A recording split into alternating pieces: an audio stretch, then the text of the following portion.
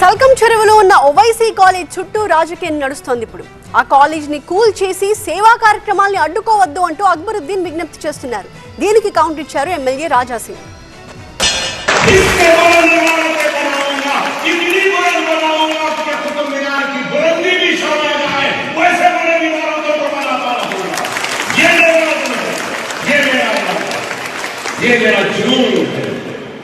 दुश्मनी करने वालों, मुझसे दुश्मनी कर लो, फिर से गोलियां मारना है तो मार लो, शिकवा नहीं करूंगा, शिकायत नहीं करूंगा, फिर से तलवारों से जिस्म को छन्नी करना है कर लो, चाकू से मारना है मार लो, लेकिन इस अच्छे काम को खत्म न करो।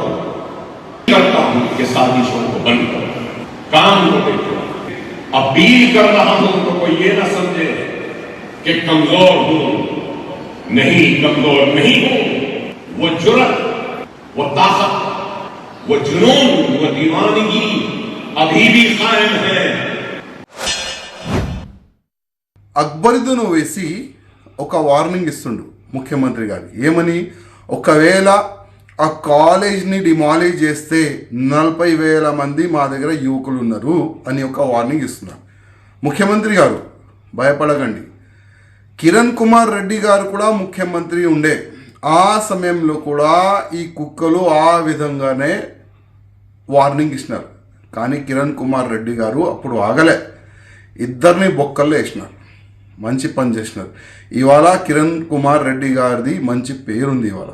అదేవిధంగా మీరు కూడా ఒక సంకల్పం తీసుకున్నారు, ఎట్టి పరిస్థితుల్లో చెరువుకి కబ్జా చేసిన వాడికి నేను ఇవ్వను.